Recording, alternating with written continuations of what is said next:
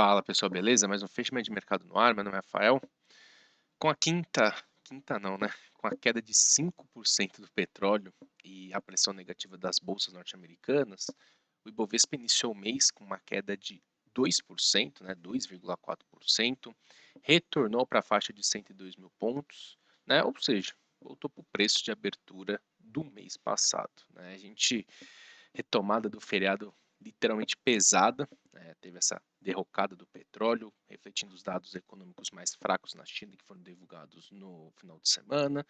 A gente também teve o ministro do petróleo iraquiano falando que o iraquiano não, iraniano, falando que o país aumentou a produção em 3 milhões de barris por dia, né, ou seja, mais produto no mercado, né?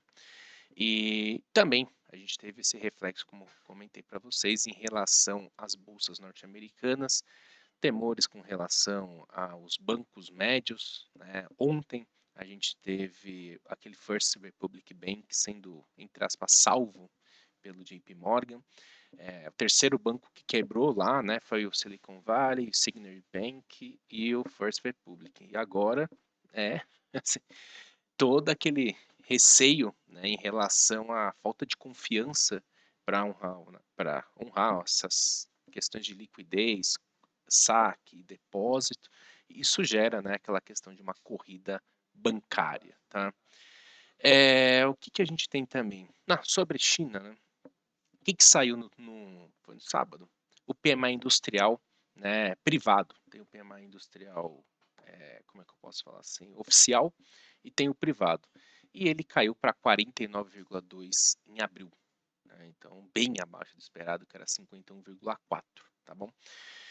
Além dessa questão dos bancos norte-americanos, o mercado vive a expectativa pela reunião do Fed, né? Amanhã tem a super quarta reunião do Fed às 3 horas da tarde, depois 3h30 a gente tem a fala do presidente do Fed, Jeremy Powell, e também 6h30 da tarde nós temos aqui a reunião do Copom. Para o Fed, né? Amanhã a gente fala mais sobre o Copom, falar aqui sobre a expectativa do Fed.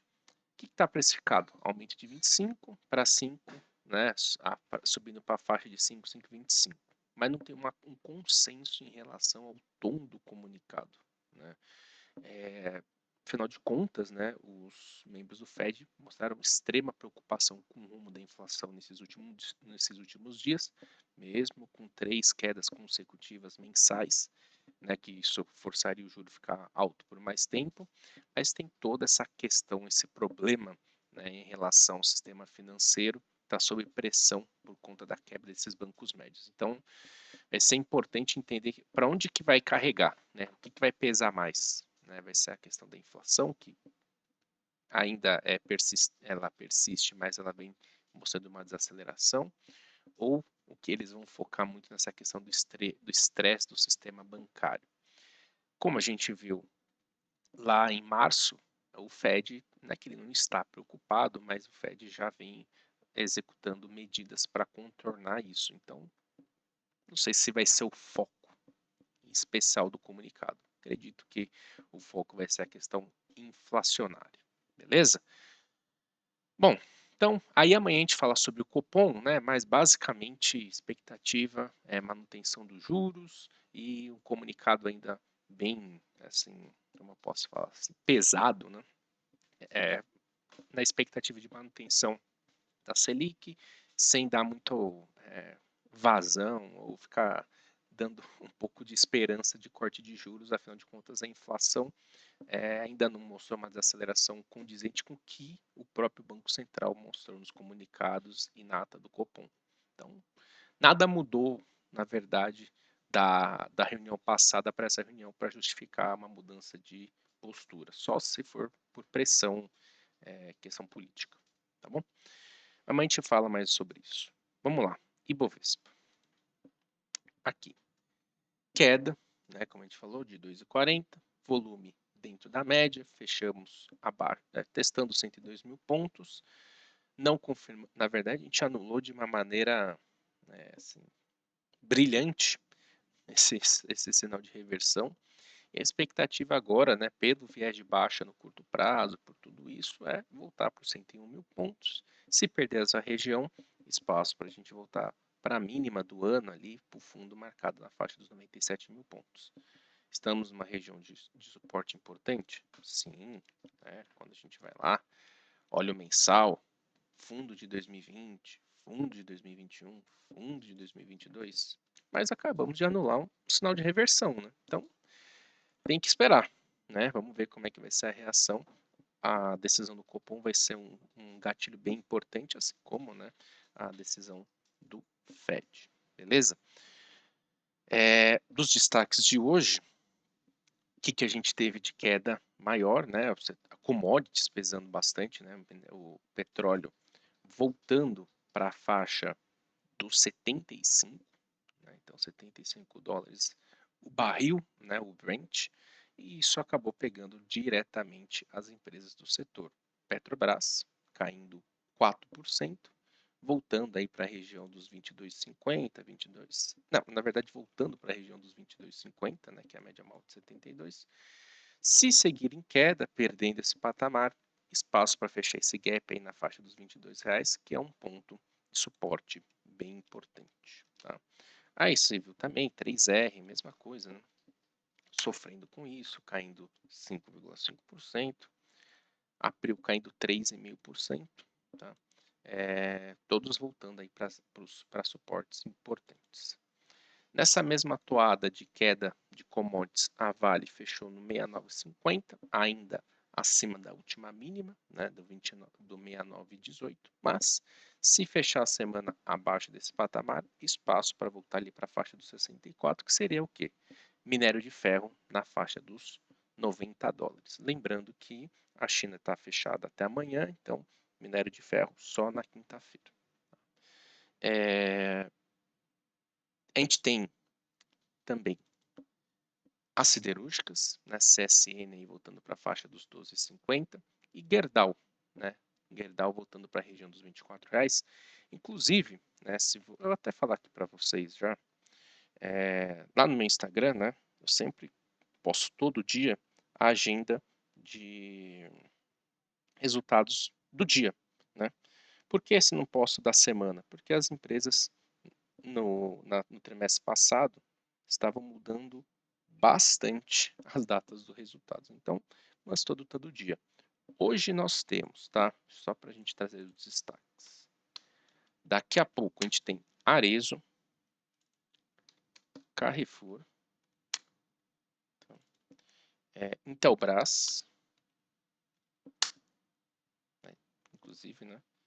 Bem interessante isso aqui. Raia, tá aí um negócio que a gente tinha na carteira, a gente zerou por aqui, ó. Continuou subindo isso aqui. Tá caro, viu? Isso aqui tá caro, caro, caro. Mas tá aí, 26,60. Raia, Iguatemi, tá? Foi fechar o gap aqui, né? Esse 22 essa região dos R$ 20. Transmissão Paulista, né? Caminho aberto para esse 23,60 e Vulcabras. Vulcabras. Aqui na luta para tentar romper esse 13,20.